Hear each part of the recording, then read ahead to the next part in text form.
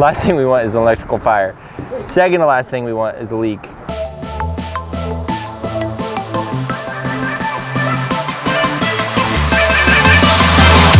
Hey, it's Joel Wolzman, CEO and Master Electrician of Jefferson Electric.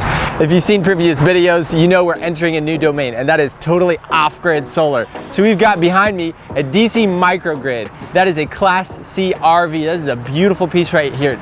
Ram 5500. It's got an 8 kilowatt onboard generator, 800 watts of solar PV up top, which we're about to execute. A 540 amp hours of beautiful battle-born lithium battery, and upgraded equipment all around to ensure safety. Ryan, what's our scope today? Currently we're installing new solar modules on this Class C RV.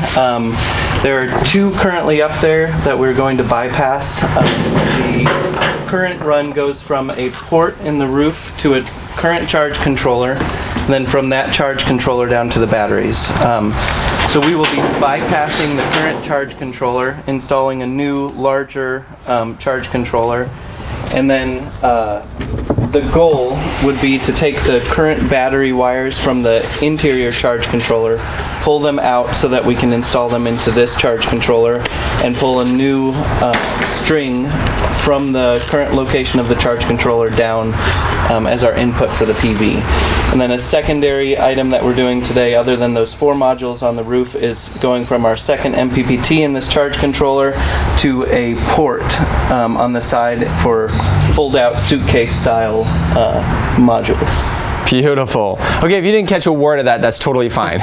Basically, we're expanding the solar capacity on top of the RV. Correct. And we're upgrading the charge controller to match both the expanded capacity and the fold-out auxiliary solar array that's going to plug in to further expand the system. Yep, that's cool. Awesome. Look at the heat sink on that baby. That is, big guy. That is robust. Victron Energy, love these guys to pieces. Anything else happening today? Not currently, that's the scope. Previous to this, we upgraded their battery system to lithium iron phosphate batteries, and now this is the solar portion of that upgrade. Awesome. It seems like it's rib and insulation and then board rather than board rib insulation, if that makes sense. So if we can align the feet to be on the rib, then that would be the most surefire method. Okay, and the rib is like a curved aluminum framing member kind of thing? Correct, yeah, and if you're up there you can see the ghost markings of the rib. My thought is keep it as close to the front section as possible, because if there's going to be whipping, it's going to be at the front. Okay. But then past that, within thirds would be ideal. And there are quite a few ribs up there. Nice. So feet really in the outside sets of 2 cells, or? Yeah. Okay. I like it. There's ventilation, air conditioning, lots of obstructions to work around up here. I don't even know what all of them are offhand. But what we're doing is laying out 4 solar panels. We're going to install over the top of these like flexible, they're not quite roll out stick down, but they're pretty close. And we're going to put a higher wattage module right on top and just cover them up. Not going to bother to peel them up. They're not going to hurt anything once we disconnect them. We want to make sure that there's not no water infiltration, so we'll have to put dead ends in those PV MC4 connectors. But you can see the ghost markings of the rib up here. I like how Ryan said that, ghost markings of the ribs. And you can feel them when you walk. And that's the frame of the roof, and we're going to secure to that frame. I've got one right there. So my job here is to prefab the solar modules, and it looks like I'm going to have clarity on what to prefab to. It'll be center of rib. Feel that.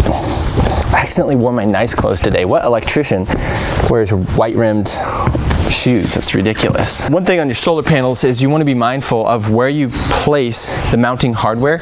If you're in a high snow region like Wisconsin, Minnesota, etc., you're going to have greater consideration and limitations because the snow load could be 30 to 45 pounds a square foot, and that's going to require certain considerations, and it's going to be found in your module installation guidelines. On modules like these, where this is a smaller module, we're not going to have that consideration, but on some of the larger 72 cell modules, definitely something to look at. Rookie mistakes. Yeah, this is my first time, so all the mistakes will be rookie mistakes. We've done several hundred solar installations, but Class C RV prototype. Here we've got the Renogy 200 watt solar panel. It's a silver aluminum frame, white back sheet. You know how many cells your solar panel has, you just count them up. So this is a 1, 2, 3, 4 times 1, 2, 3, 4, 5, 6, 7, 8, 9, 10. So this is a 40 cell module. These things are pretty stout. I mean, you could almost walk across the face of a solar panel. I say you could, and it wouldn't visibly break. But what you might happen is you might have micro fractures, which would only be visible under like a UV light in the right conditions. So you definitely don't want to walk on solar panels, but it would ostensibly support your weight. Pretty stout. So quick bit about our shop. This is the returns table right here. Matthias takes care of our putting away our returns as well as picking many of our material lists. And I'm really curious about this pile of return material right here. Now it's going straight in the scrap bin. There's no value other than scrap steel price, but look at all these offsets, and I wonder if just like, I've never seen this before. I'm really curious. A bunch of misbends, change orders. I don't know what's going on here. So that's got me just wondering. We are trying to make sure that it is turning on and off, trying to make sure that the battery wire, or the charge controller wire, is running to this battery terminal. It's not a straight route, we can't get to that wire. So we took off one ringlet here, and it did kill the current charge controller. I would like to turn the battery disconnect on, make sure everything's functioning in the RV to make sure we're not killing someone else or something else, killing something else in the RV. But when this is off, the charge controller goes dead. When it's attached, the charge controller goes live. And there are only two cables coming into here. There's a red cable to a terminal right here. But these are the only cables that are bypassing the disconnect. And I'm trying to think if there's another method to trace them other than that. We could pull both off and tone it out. It doesn't give us the assurance that it's not stopping somewhere else, but it shouldn't be to our knowledge. The charge controller should come straight to the battery system. But if you turn the batteries back on and everything works, then that one wire's not affecting. There's just so many potential things that we could miss in this if it's a pump or that would be my concern. Yes. Something that we can't test. So we would have two options: get new ringlet terminals for this and reconnect to the battery system, or tone this out and double check that it is going to that charge controller. Walk me through option number one. Option number one: pull this off and pull the other positive that looks like it's the charge controller wire to here. Pull both of those off, tone them out to the charge controller. So both ends are separated, and tone them out. That seems like the surest method. That should be a straight shot down here. And rerun the wire. And then we would rerun wire from this terminal here to the charge controller. Do you see that? The little terminal, isolated terminal, run that to the charge controller, and then rerun black from here to the charge controller as the battery, and then we'll run a new PV feed up because we do have access to that chase. Okay, dummy curve here. What if we use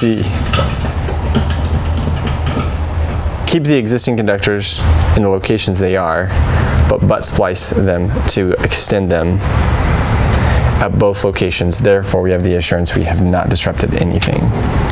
but we'll unland them, but splice them and continue them just in case, off chance, there shouldn't be, no, there can't be anything spliced into that. There can't Not be. if we tone it out. Not if both of these are disconnected and we tone it out. There shouldn't be any continuity. So you're saying Disconnect. RV side of the charge controller, battery side, disconnect that and tone from there to here. Yeah. And disconnect positive Yeah. and negative here and use that as our tone.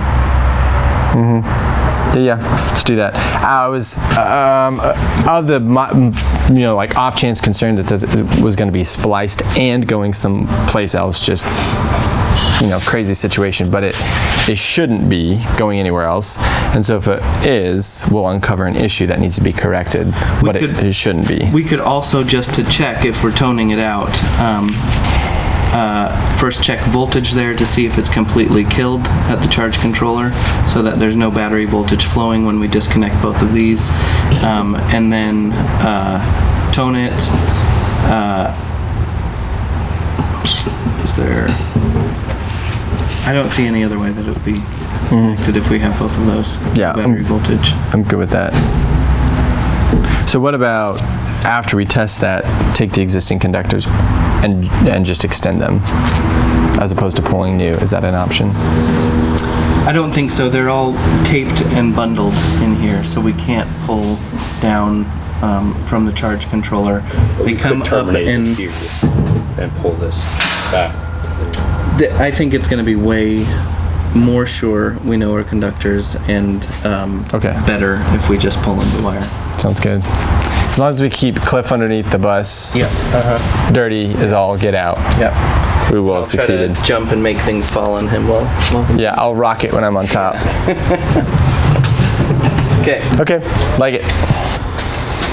The formal recommendation is to drill the module frame. So here we go. I've got a backer here because this is just a back sheet on the back side of this module. This is the fragile side of the module. So I've got something to back up my hole. I'm going to go slowly, carefully, and let's do this. All right, that drills very, very easily. It's aluminum. It's toast. It's done, finished, gone. All right.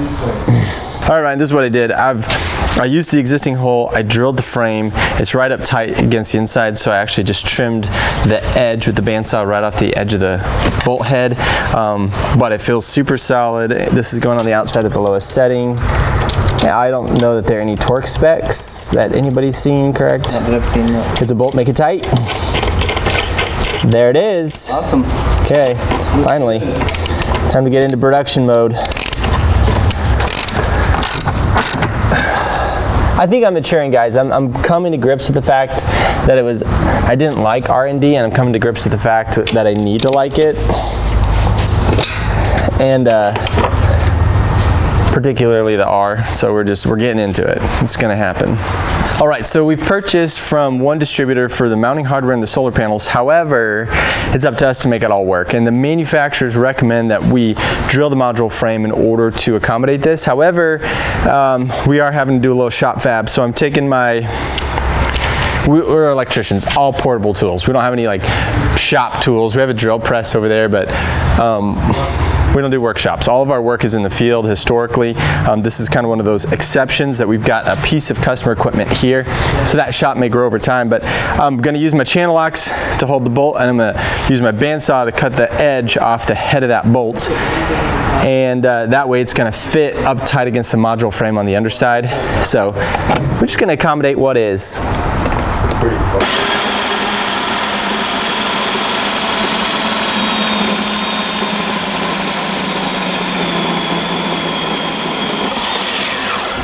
There it is. That's what the doctor ordered. Do that 3 more times for module number 1.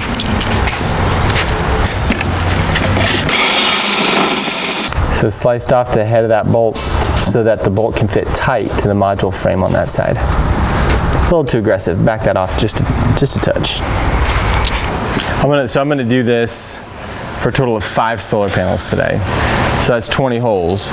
So if you want to grab you some coffee, some popcorn, some dum-dums, and just put your feet up. It's going to be a minute. While Joel is putting the brackets on, Cliff and I are trying to fish through a cavity on this RV to get the PV wires up into the wires going to the roof module. We've got one fish stick up in this cavity, but it seems to be getting caught on a 1-by or some piece of equipment, so we're trying to find a way to get an access point and grab that fish stick. We tried this with a fish tape. Fish tape was just curling up on itself, so we're trying it with a more solid fish stick.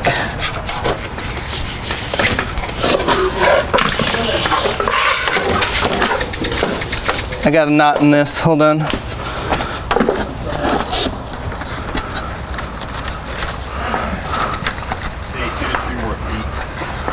Okay, hold on, I'm trying to get this knot out. I just took it off the coil, but I'll have to unknot as it comes. Okay, go ahead.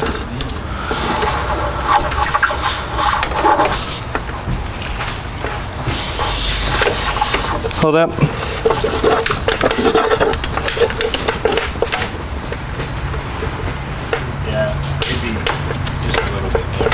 Okay, I'm trying to, I need to loosen up this knot and then give it all to you. Should have checked the coil before I went. You've got room, you can pull.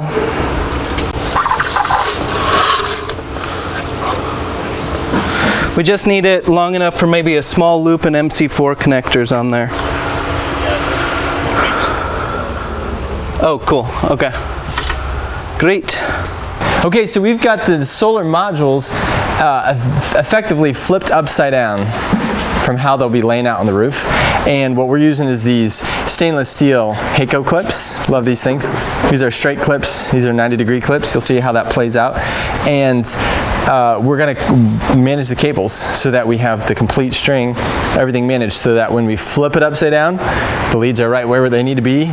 Everything gets screwed into the roof. Click the leads, boom, done. The work's done on the ground. I know you guys are going to say this. I know you're going to say it. Joel needs to put fall protection up there. You're absolutely right. Maybe I'll get to that later today. Maybe. And I'll show you how to do it if I do. These are MC4 connectors, and they are almost universally used in solar projects, residential and RV, commercial, everything. They've got female connectors and male connectors, and I know what you're saying. You just said that backwards. But no, actually, the pin, not the plastic, is what counts for male and female. And so it's like that. But this male pin goes in here, and the female pin goes in there. And female's positive, male is negative. We generally use the terminology positive and negative. It's printed on the connector. And let me show you how to make a strip.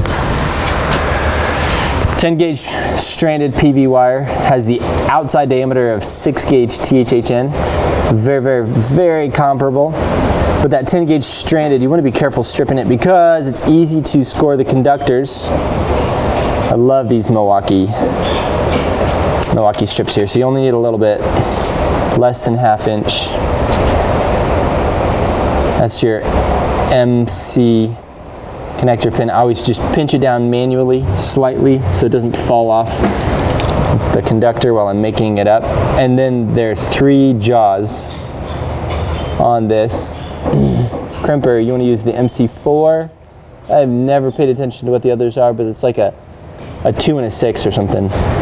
So that's the center pin in this case, center jaw. Ooh, starting to get off. Evacuate, abandon ship. Try again. One of the flags didn't get in there. Now I should say it is a flag now. So you go through the full motion, springs back open on you. This crimper is getting pretty fatigued. All right. There it is.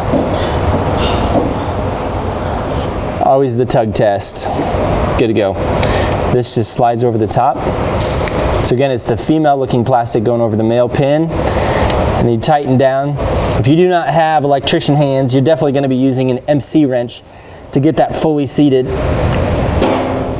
because If you don't tighten it all the way down, you're gonna have water infiltration around the O-ring down here, and there's an O-ring on the female side right there. So when this is fully connected, that's a waterproof connection. 1, 2, 3 points of water infiltration. To release, you clip those pins and separate.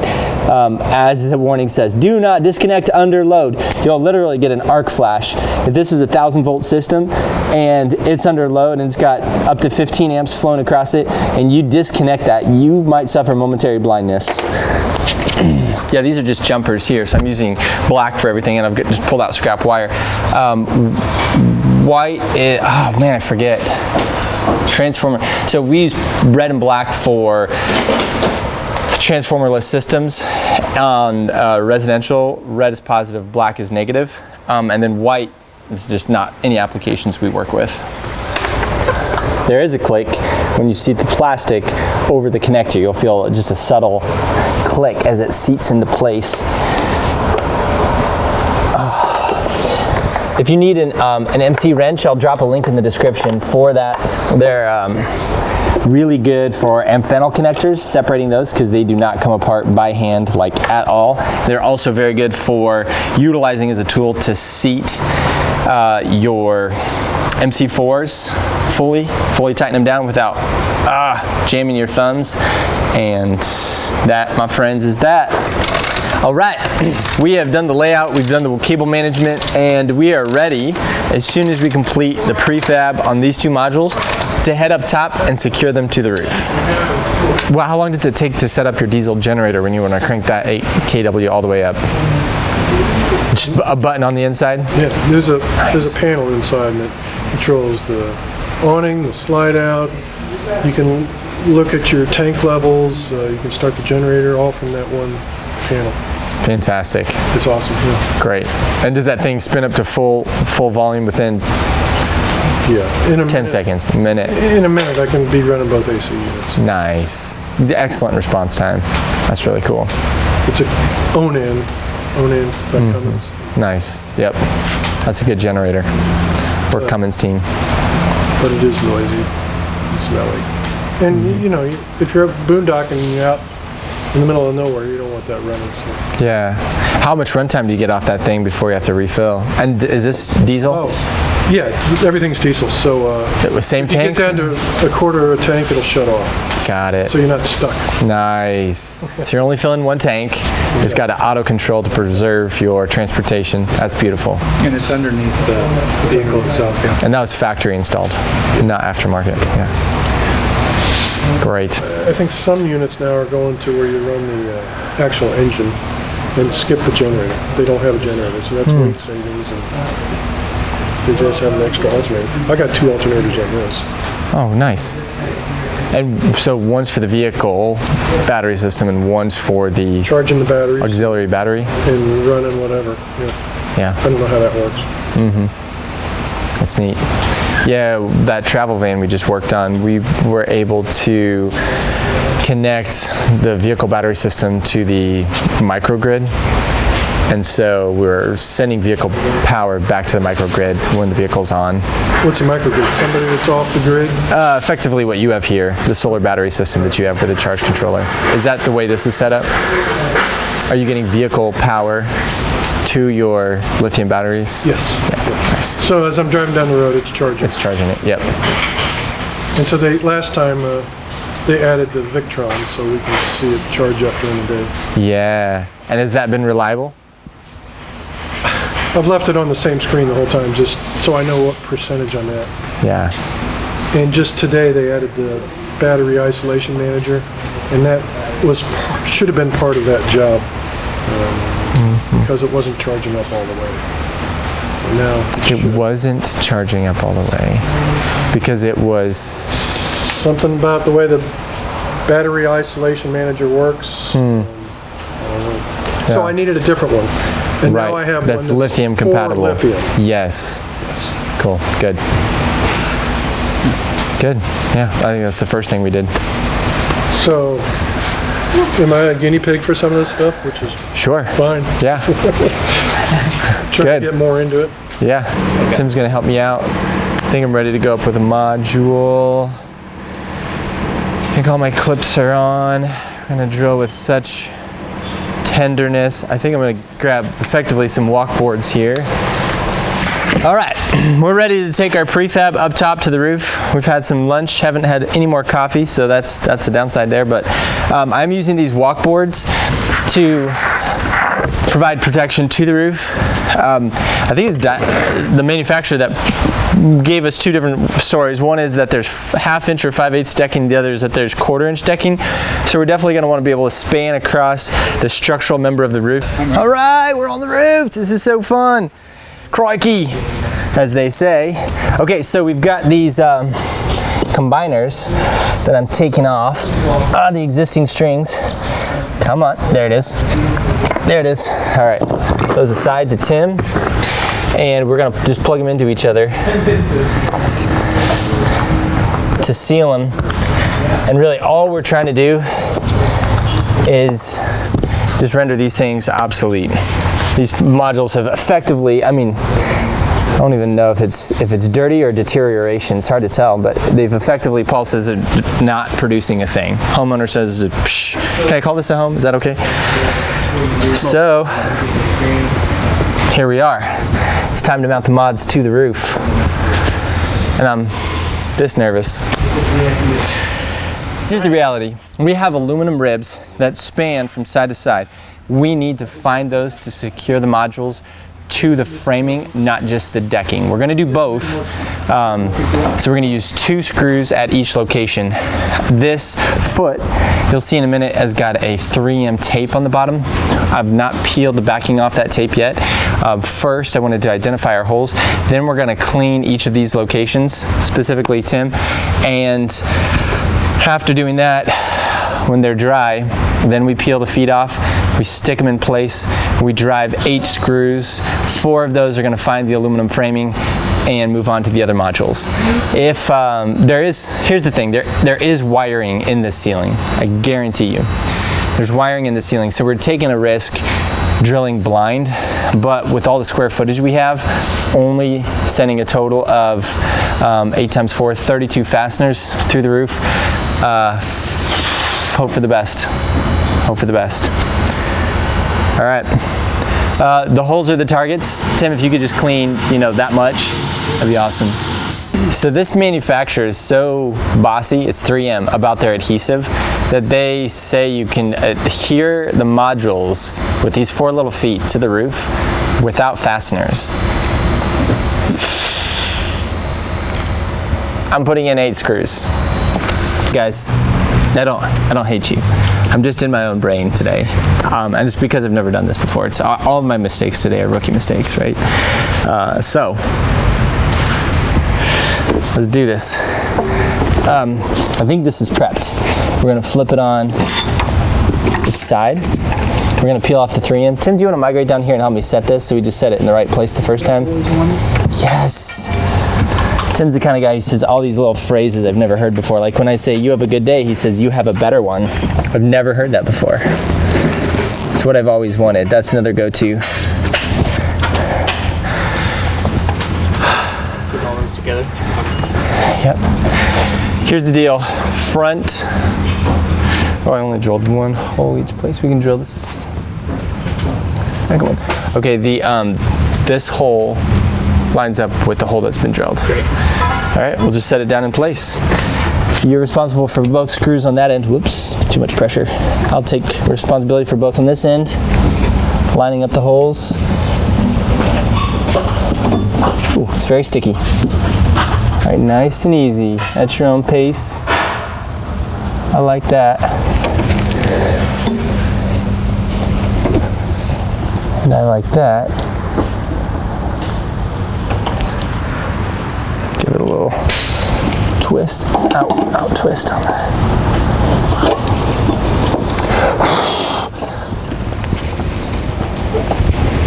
You good? Yeah. Cool. Let's see how the length of that self-tapper. So these are regular barn screws. We've taken the gasketed washer off because we're using SikaFlex. This is, there it is right there. This is the waterproofing. We're gonna put it on, over, and around everything, the entire foot, each foot, every foot, all the way down.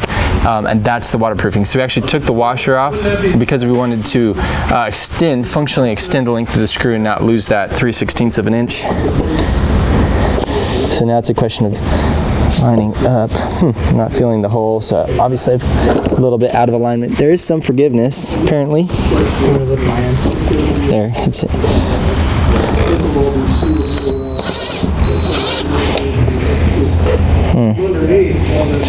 There's nothing ultra compelling about that. So far, so good. All right, so we've got these Heiko sun bundlers, love them, aircraft, stainless steel, surrounded by UV stabilized nylon, yep. And I am using them to secure these conductors because when you're on the highway, these things are just gonna, they're gonna be plugged in, so I don't know that you would hear that. I don't know that it would actually be that bad, but we've got to stabilize it. So that goes there, this goes here, and let's put a Heiko right. Let's put it right here.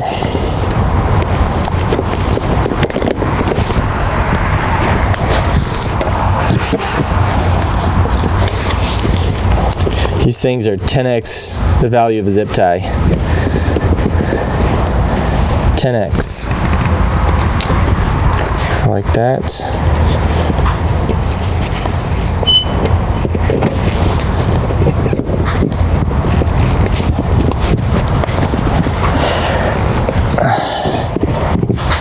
All right, so now we're plugging in power. There's going to be very, very little voltage because these are not getting direct sunlight.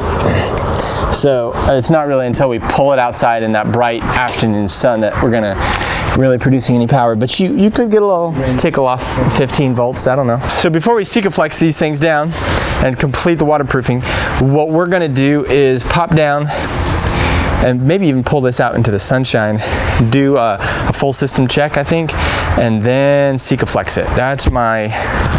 I think that's my preferred approach there. It's time to check the open circuit voltage of our PV array on the roof to make sure everything's connected. Under standard operating conditions, full irradiance, 70 degrees, we should be at 107. So we're a little hot out here and we don't have full direct sunlight, so I'm expecting something less than that.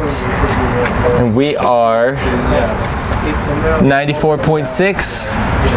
You can probably just watch that voltage too as the cloud cover comes and goes, rise and fall. So that is good. That is good. Now we've got assurance that our connections on the roof are good. That doesn't mean that we couldn't get something like water infiltration long term causing an issue, but at least we know that today the connections are working. This second set of connections is for the auxiliary array, and then Cliff's got the grounding. Do you have any tools for that? Awesome. So this charge controller is going to get grounded over to this copper conductor, which is then grounded to the vehicle frame. Phillips screwdriver.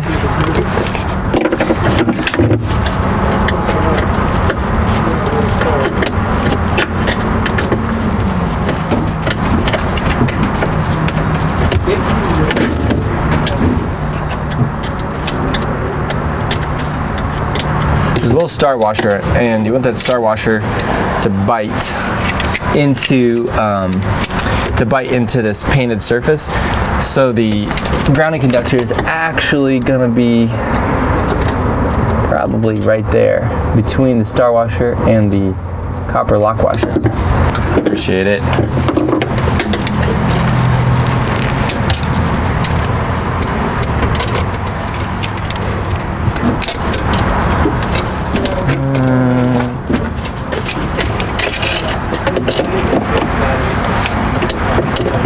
So Ryan is putting the spray foam in place. Spray foam is being reinstalled at the places where we ran wiring, made penetrations. Spray foam is just intended to keep out the water and help maintain the interior temperature of the RV, but it's not going to prevent rodents from getting in. They will get in. You've got to integrate steel wool with spray foam if you want to keep the rodents out. All right, the SikaFlex is good stuff. I mean, the last thing we want is a leak. Well, no. Last thing we want is an electrical fire. Second to last thing we want is a leak. Sealing the all the penetrations. I'm gonna come back and tool that in just a minute. Take my gloves off, wet my hands down, and work. It's just make sure it's in every little crevasse, real good. Well, on this modestly overcast afternoon, the battery voltage has already started to rise. We're producing DC energy from the solar panels. Click here for our next video for more van life, and subscribe to Electric Pro Academy for real skills to make real money.